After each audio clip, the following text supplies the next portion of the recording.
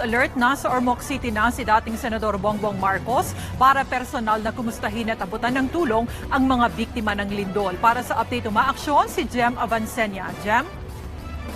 Roy says nag-abot na nga ng tulong sa mga biktima ng 6.5 magnitude na lindol dito sa Ormoc City ang dating senador na si Bongbong Marcos.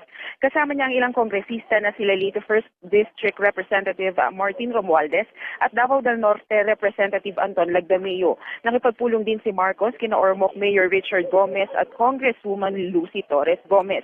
Ayon kay Bongbong, kailangan magkaisa at magtulungan ang mga Pinoy sa ganitong oras ng trahedya. Bukod sa financial assistance, nagbigay rin sila ng relief goods, bagay na pinagpapasalamat ng lokal na gobyerno. Kasalukuyan namang binibisita nila Marcos ang mga nasira ng lindol sa Barangay Tungonan at Barangay Cabaonan. Pinuri rin ng dating senador ang Administrasyong Duterte dahil sa agarang pag-aksyon sa mga biktima ng kalamidad. Sa ngayon, hindi pa rin isinasailalim sa state of calamity ang Ormoc City. Wala pa rin kuryente ang malaking parte ng lalawigan pero umaasa ang LGU na may babalik na ang power supply ngayong linggo. Kilalang hometown ng ina ni Bongbong na si Imelda ang probinsya ng Leyte. Roy says, Maraming salamat, Jem Avancenia. Para naman sa iba pang maksyong balita, tuloy-tuloy lang pong manood sa news5.com.ph. Magnitude 6.5 earthquake rocks parts of the eastern Visayas and northern Mindanao. The epicenter was recorded at 8 kilometers southwest of Haro, Leyte. Let's get more information from Leyte Governor Dominic Petilla. Good evening, sir. Thank you for joining us.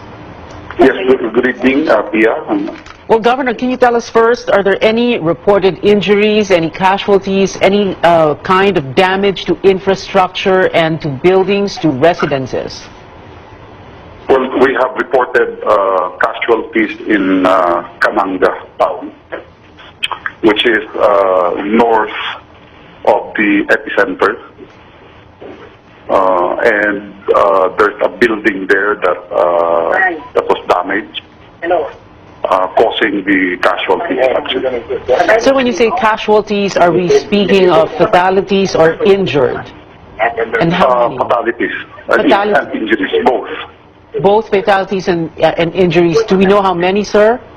And what building this was? No count yet as of now. They're still trying to pull out, the injured and the fatalities. They're trying to pull them out from the rubble space. Well, do we have information, sir? What kind of a building was this? How many stories? What is the name of the building? And what was in it? I think it's a mini shopping center, something like that. Okay, and well, do we know how many stories, sir? How many floors? 2 stories. I don't know the name of the building, pero parang mga 2 stories yung building na yan. Pero nasa poblasyon po ng Cananga. Yes, nasa poblasyon yan. Okay, and so you say there are fatalities and injuries, no exact number yet, but at the same, and you're saying that they're being pulled out. There are rescue teams on the scene. Are you getting any pictures or video from that area, or is communication difficult? Well, I don't have any photos from where I am right now, pero nandun na yung natin, yung PDR, yung provincial. We have some rescue people there. The rescue people of other neighboring towns have already sent ambulance and personnel, to the site. We have sent heavy equipment as well to clear the road because right now there's heavy traffic now in the area. So we have. All right. Sir, Cananga is how many kilometers away from, how many kilometers from Tacloban? It's quite siguro going to Cananga from Tacloban will take around an hour 45 minutes, something like that. Okay. And no, sir, an hour and a half. all right. And apart from this reported collapse of a building there, a 2-story, like you said, 2-story shopping center in Cananga town, no other reports from any other area in your province? We have reports. The epicenter is near the geothermal plant, the power plant here. So we have reports also near the area of the geothermal plant of landslides. Landslides, sir. Landslides, meron po bang What happened? Nung nag-landslide, were there houses or buildings that were affected, roads? No information on that yet. No information. There were casualties caused by the landslides, and I got some text message also.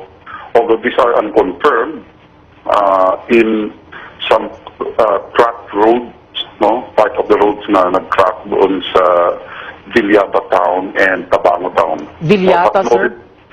Villaba and Tabango, it's going north of Leyte Island Road. Cabangoy Town, sir. Tabango, yes. The Tabango. Municipality of Tabango and Municipality of Villaba. Okay. Well, speaking of... Although Yes. Well, speaking, sir... no reported casualties in those towns. Okay. So, Only sir... in Cananga. Yeah, speaking of cracked roads, we were showing pictures earlier, and we're showing them again.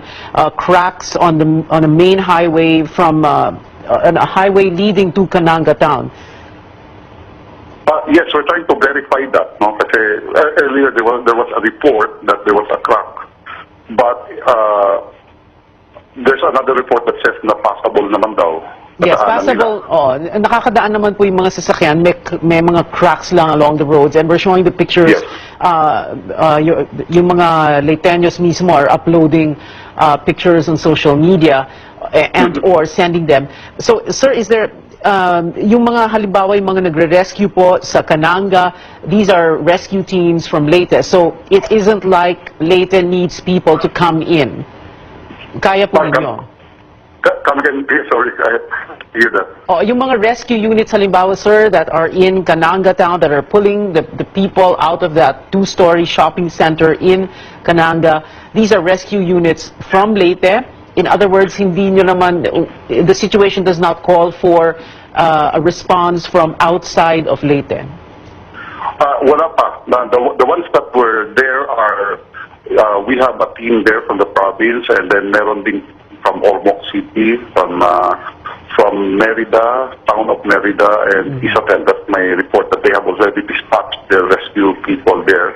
And we have also contacted other towns, cities like Baybay City, to send some rescue team there to help out.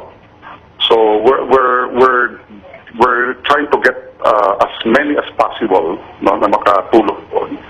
If the report of that building na nasira, talagang kailangan namin ng maraming tulong doon. Okay. Sir, you mentioned 4 towns so far. You said Cananga, and then you said there are reports of a landslide near the geothermal plant, in which town it isn't clear. And you also talked about, unconfirmed reports, crack roads in the towns of Villaba and Tabango. What about the other towns? Have you heard from them? Is everything all right there? Or, baka magulat na naman tayo? Sigurado po ba tayo? We called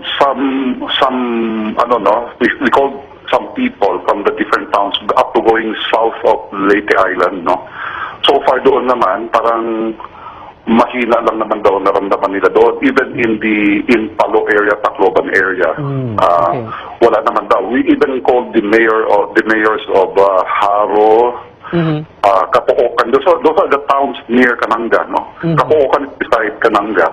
Yeah. So we called the mayor. So far, wala tayong report din na sa Haro, na nandun yung epicenter. Yes. Well, Governor Petilla, of course, no one will ever forget the tragedy and the trauma of Haiyan or Yolanda that hit Tacloban and your entire province, no, back in November 2013.